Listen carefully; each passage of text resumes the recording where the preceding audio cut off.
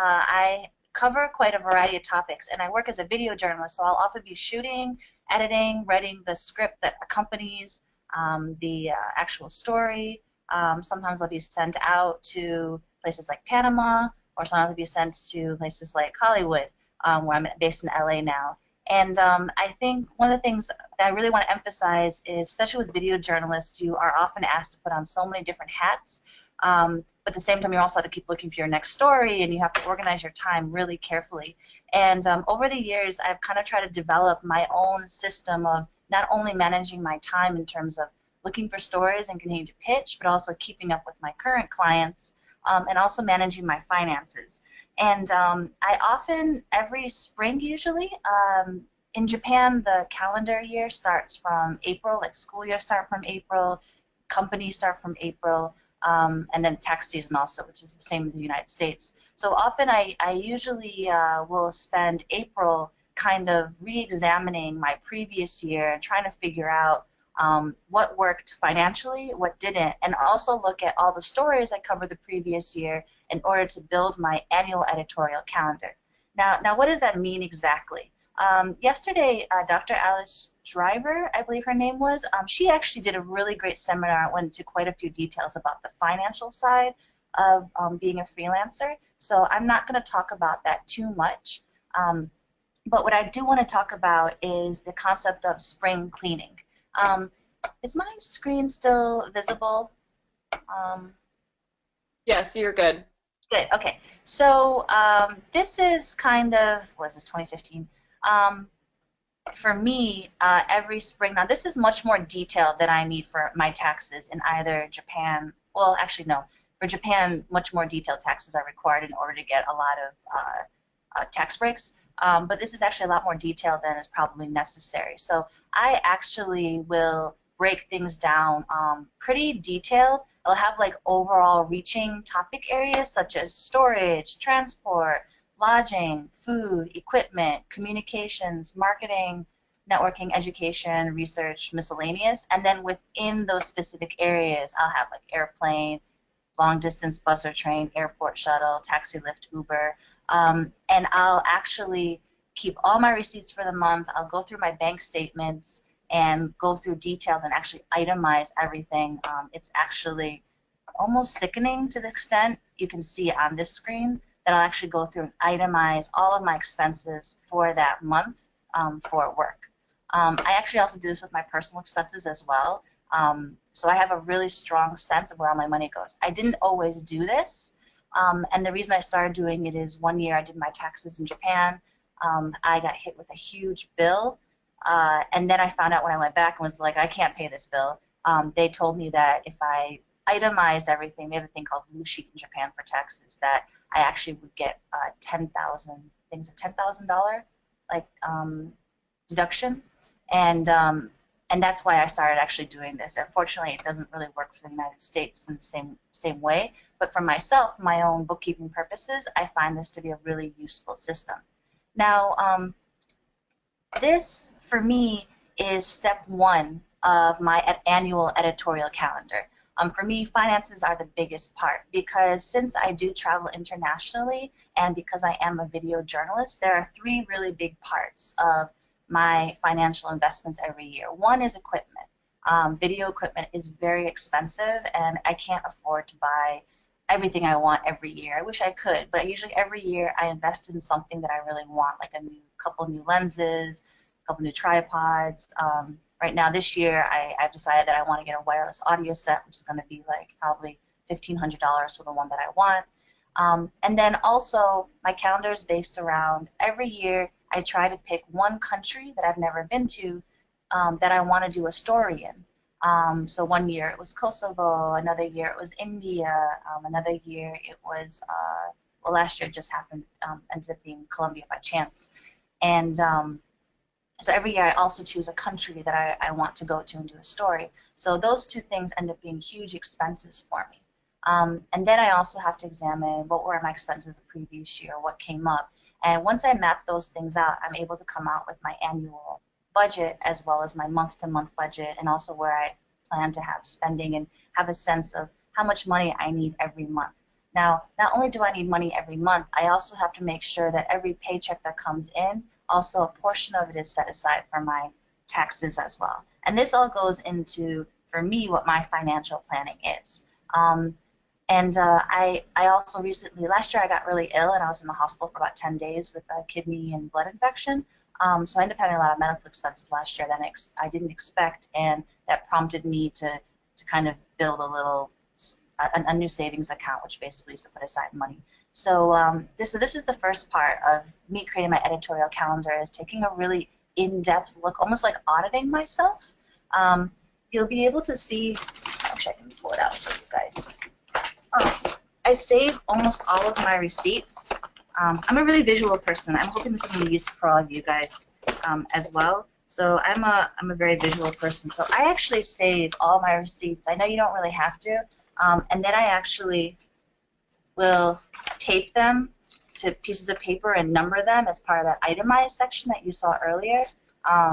And I wish I had a better system for saving my receipts, but I literally just have a basket in my front hall that I just throw all the receipts in. And once a month, I will go through my receipts and actually organize them, start to organize them. So that's the first step of my editorial calendar, is working on my financial planning. Now, my second step that I go into is the actual editorial calendar. Now, this actually has two sections. One is my planning for 3-year, annual, monthly, weekly, and daily. And then my other part is what I call the 6-week plan that I will go into in a little bit after I speak about the first part.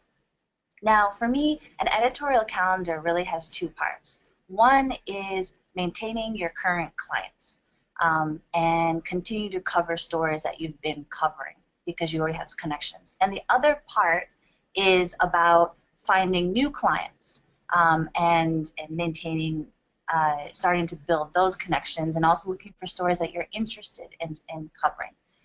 The first 3 to 4 years of my career, I really was just general assignment, and I had very solid clients with Reuters and AFP, and also a Taiwanese-based company that they basically would call me almost daily and ask me to go cover things.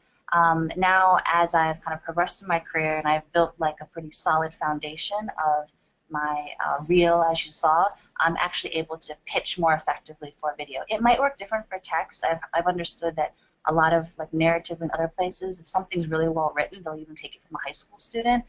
It doesn't quite work the same way for video journalism or documentary filmmaking, at least in my experience. So I break up my editorial calendar in terms of stories into a 3-year, an annual, a monthly, a weekly, and a daily. So it's 5 parts.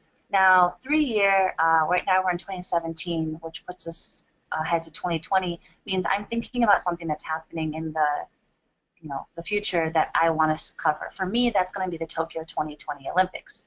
I really want to cover that, but it's something that will, I'll have to make sure I have a client that's going to help me get credentialed.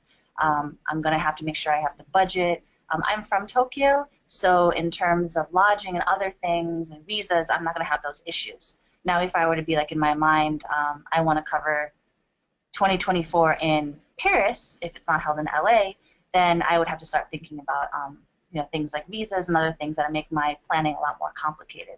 Now, that sets me up to have my 3-year plan. In 3 years, I really want to cover this story, or I really want to cover the anniversary of this event, or I want to cover the launch of this item. Like maybe you want to cover the launch of Tesla's new plant in like Las Vegas, or maybe you want to cover, the 10-year anniversary of a war in your country or where you're from, or it's really up to you. And the reason I think 3 years in advance is because I'm usually thinking about a story that I want to do that's going to be a longer feature. So I actually have a story in mind that's tied into Fukushima, which was I was actually in Japan when the earthquake and tsunami happened. So I'm working on a longer feature that will be tied into not only the timing of Tokyo 2020 to launch that story, but also it requires at least, I think, 4 years for me to work on that story. So that's the other reason too that I actually think 3 years ahead, because Some stories just require a little bit more love than other ones. Um, then I go into my annual calendar. So my annual calendar actually, and this is something I do when I'm doing my expenses, I actually look at all the stories I covered from month to month.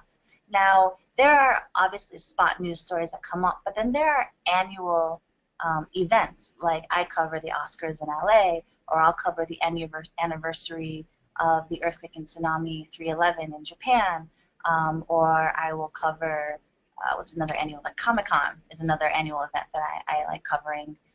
And so I have these monthly events, like next month E3 is going to happen, or I cover a lot of tech, so Google conferences, Apple conferences, and I actually write into a whole calendar, January through December, of all these monthly events that come up. And these are really important because these are kind of like your bread and butter. Like, they happen every year. You're basically guaranteed that someone will want that coverage, and you can guarantee yourself that you'll have like 2 days of work where you make videographers make anywhere between $400 and $1,500 a day. So you kind of have your monthly expense like guaranteed by planning out those major events that happen every month. And they don't necessarily have to be things like conferences and conventions. You can be really creative. You can look at things like when the Women's Month comes around, a lot of publications suddenly want stories about women, or Asian American Heritage Month is this month, or Asian American Pacific Islander Heritage Month is this month. So a lot of places want stories about that topic, and you can also write those into your calendar so that 2 months ahead of that you can start pitching those stories and start to research or film those stories. And then I get into my monthly calendar, which is when usually the third week of the previous month, so let's say the third week of February, I start to look at March and see what's coming up. And those will be things like more current issues. I covered the IOC, the International Olympic Committee's visit to LA last week, and that was something we knew about for about a month in advance. Or you'll know that, let's say, like political campaigns, local elections, those are more annual events. Or you'll know that this kind of issue is starting to become like a hot topic. Like right now, one of the hot topics is that now everyone seems to be jumping on is anytime something goes wrong in an airplane, thanks to the the Chinese man that was dragged off the airplane. It's a United flight, and now, like yesterday, someone just tried to barge into first class on a flight going to Hawaii. So suddenly that became news, and now all this airplane stuff is becoming news. So if that was just a recent big story, you could start thinking about a story that has to do with airplane security, what's changed historically, what are the measures to be done, and so on and so forth. And so that turns into the month to month, which I start to plan from the previous month. And then it goes into weekly. Now these get like a little bit more breakdown because I cover a lot of spot news. I have to actually examine every Thursday what's coming up the following week, and this will be more things closer to politics, which tend to pop up suddenly, like suddenly a lawsuit's being filed or dates are announced, and then I'll look into from Thursday the week before. I'll look into the following week of what's happening. And if you have access to like an AP planner, this is a great way to look at the monthly and weekly events. You don't necessarily have to access to an AP planner. You could also follow the AP planner on Twitter, and they have events announced on their Twitter account, and also your local websites for in terms of events, weekly events. You might have a local blotter that talks about the upcoming city council events that are coming up as well. And then you can turn that into more spot or timely news. And then finally, the daily. So every morning when I wake up, the first thing I do is I have a pretty well organized Twitter feed. In terms of my lists, I have like 81 of them, which I'm constantly building. And some of them are just straight, I don't know if I can find it, about news. Great news source. So I might check that first thing in the morning. I also am subscribed to a number of email lists that show like Quartz. I love BuzzFeed. I also love the daily emails from The Hustle, Skim, and I check those every morning as well to see what's happening today, so that I can either call someone and be like, hey, have you heard about this? I do pick up the phone and call people for day-to-day news. I don't send emails. I actually pick the phone. I call an editor on the desk, like, have you heard about this? Or I'm looking for someone, or are you interested? And I do pound the pavement in that way. And that was actually something I learned from a mentor that, was just so awesome. He's old school. He's like, gotta be close to 70, but still working in the field. And I traveled with him for a day and saw how he, actually picks up the phone and is constantly in sales mode for his stuff. And that was very, very inspiring for me to learn a lot about how to kind of stay relevant when you're a freelancer and you cover news. And then finally, so that's kind of like the editorial calendar side. Now, the other thing that I do try to think about when I'm building my editorial calendar is I try to think about my goals, my priorities, and my time. Now, goals and priorities might sound really similar, but in my head, they're a little bit different. Like my goals might be to, publish a documentary, but my priorities can be something like I have a boyfriend. He's one of the priorities in my life, so I have to make sure that a lot of things fit into what's important for us. I also have an ill grandmother who I have to send money to, so I have to make sure that as much as I might want to do this, I have to kind of weigh the risks in terms of the finances I have available to do something. So that's something too is on my 3-year, my annual, my monthly, my weekly, I'm always thinking about these goals and priorities. The priorities really don't change so much, but the goals will change from day to day and for weekly planning and daily planning. And the last is like time. So when I'm working, let's say like I just got back from the Google I/O conference, and the Google I/O conference, it's nonstop from like 6 in the morning until 10 o'clock at night. And I know on those days I don't really have time to pitch or be doing a lot of research on other things. Like I'll try to stay aware, but I just know that those days my schedule will kind of go out the window. But then I'll know other days that it looks pretty low key, so I'll try to schedule in like a pitch day, or I'll schedule in like a research day for a story. Like right now I'm doing research about women's skateboarding for a story I want to work on. So let's say like next, I'm booked for Monday, Tuesday. Next Wednesday, I have it's scheduled into my schedule to put aside 3 hours just to go through the research for that. I've been like bookmarking a ton of links that I plan to really read in great depth on that day. And I actually also have, and I'll show these to you, I actually do have a day-to-day checklist. I'm really big into checklists, and I'm constantly adjusting these kinds of things, but like I said about my priorities are one, are my family and my relationship, and also my financial well-being. So I have student loans.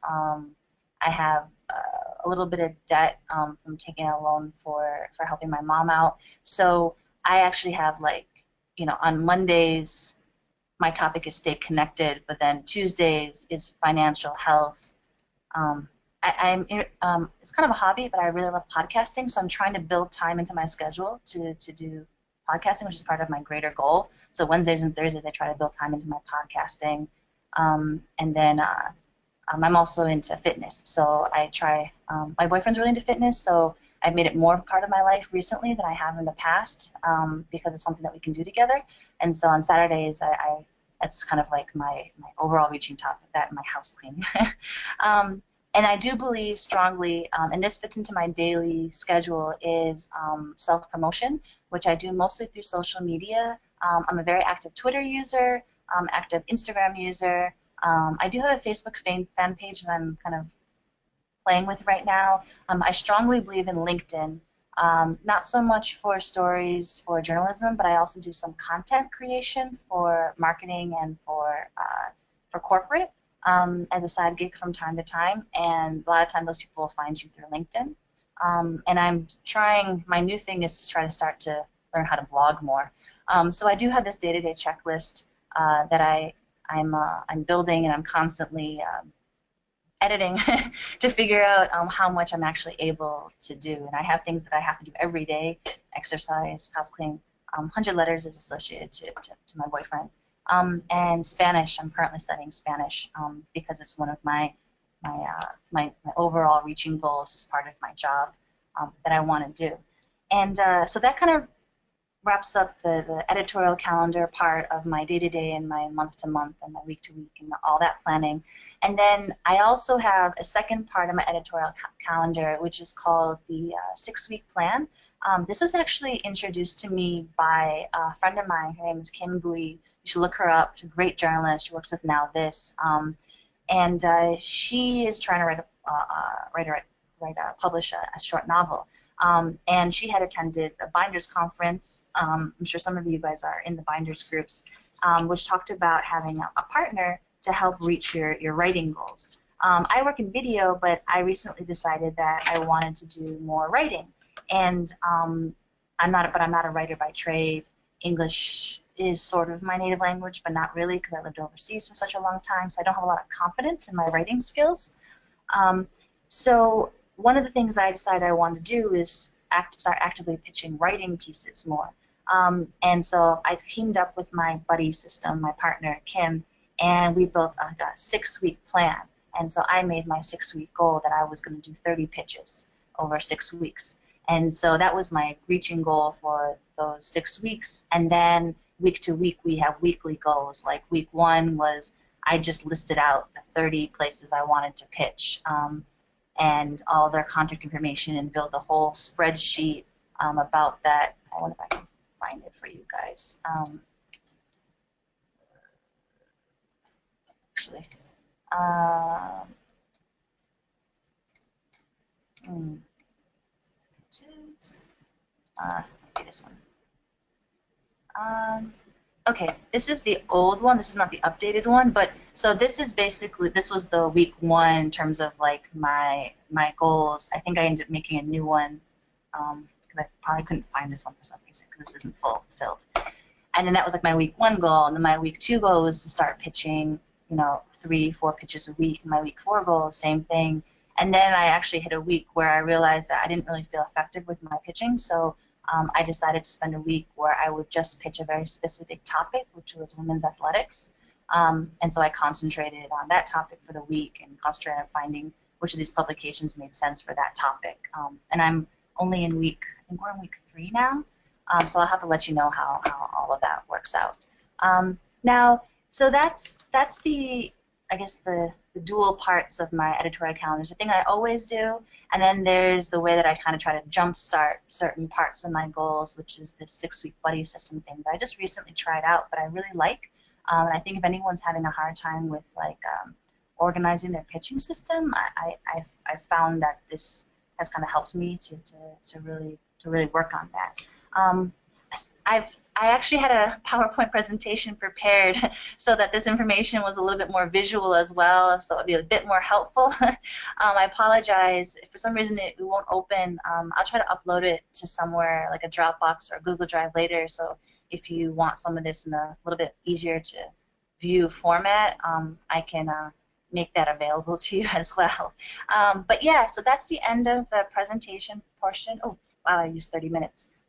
So now I'd like to go into the question part and then answer any of your questions that you have about organizing your time and pitching stories and working on an editorial calendar that works for you. Okay, well, our first question, hi Marika, is for you're talking about how you prefer to call editors on the phone. Do you cold call them, or are these editors that you have established relationships with? Both. So sometimes it will be editors. Most of the time, as editors, I do have an established relationship with, but sometimes I will cold call like a desk, especially when it's breaking news. No editor is going to be upset that you call them with breaking news or exclusive footage. In most cases they'll be. I mean, this worked a lot more when I was in Japan, where after the earthquake and tsunami. People wanted any footage of any time there was an earthquake. I mean, you could literally shoot something on your cell phone of like lamps shaking. It was almost ridiculous sometimes, and I got to the point where I would actually be turning people down and be like, it's not significant enough that I feel like it's on my side in terms of my like journalistic responsibility that I don't put a story out because we're not in danger here and everything's fine and the reactors haven't been affected. But yeah, I do cold call desks. I do have a running list of phone numbers. I'm constantly collecting contact information as well. No, it's smart. And I mean, with work-life balance, because you're talking about how, you cut you like, do you think it's essential in order to have that type of balance between like work-life balance to schedule it like you do? For me, so I'm recently, well, I shouldn't say recently, like, so I've been with my boyfriend for a year now. And before that, I was probably like as single as, like, very much like a career focused human being in so many ways.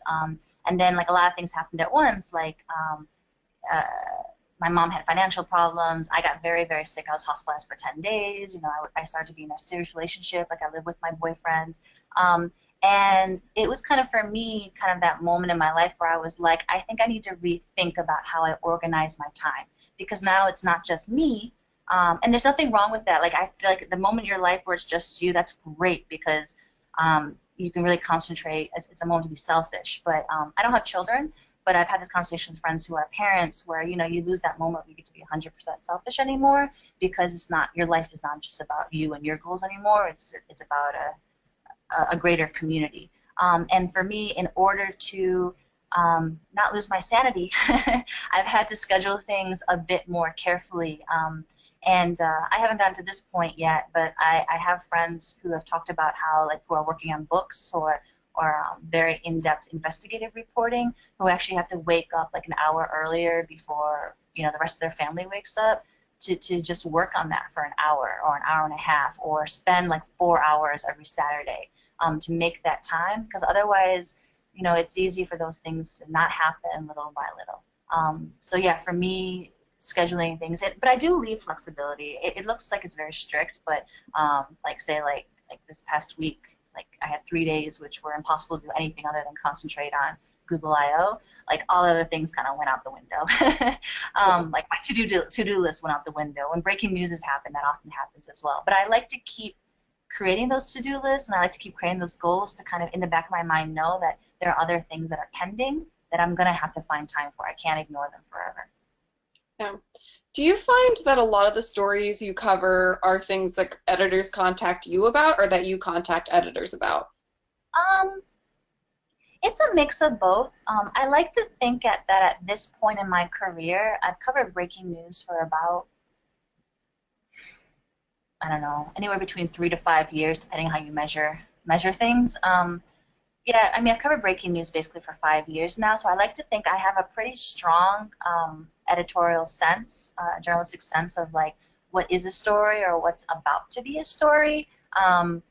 So, like, I'll see a tweet go up and I'll kind of like look at it and I'll be like, and I'll start to follow that and kind of figure out, like, oh, is this going to be something that we need to be concerned about or not? Now, every time I see like a fight on an airplane, like yesterday or 2 days ago, the thing with Hawaii, I was kind of like, oh, red flag. Or 2 weeks last week, no, last week, with Disney being hacked and getting a ransom. Only, what is it, 2 weeks after Netflix was hacked and lost episodes of Orange is the New Black, and were also, the person who took the stuff asked, like, basically held it for ransom. Like, those, you kind of, well, the first one, Netflix happened, that was obviously so big story. So when Disney happened, like, immediately it's like, oh, this is a story. What can I do? Like, because there's an advantage sometimes of being video, because text could write a story, but video would be like, oh, what can I do right now? Can I go to Disney Studios and shoot them exteriors, or try to catch someone coming out, or is there an analyst I can call to do a quick interview with? And that's something that, like, a video person who's a little bit more proactive would have over maybe someone in text, where the competition might be a bit stiffer, because there are, sometimes it's a little bit easier to access that information and write up the story compared to someone who's a video journalist who actually has to kind of go out and grab those things. Gotcha. Is there anything else you'd like to add? Um, no, I mean, that's really it. If anyone has any questions that they feel were not answered, or would like any copies of anything that I showed, or whatnot, I'm happy to share all the resources. I think for freelancers, it's really important to kind of share your resources, and I'm really big into that. So, is there anything that you're looking for, or contacts that you need? I'm happy to share the information with you. Thank you so much, Mariko, for taking the time to do this. Thank you guys for tuning in. We do have 2 more talks coming up, so be sure to keep an eye out for that. And I hope you guys all have a great weekend. Thank you again, Mariko. Have a Thank good you. day, okay? Have a great day. Enjoy your weekend. You Bye. too. Bye.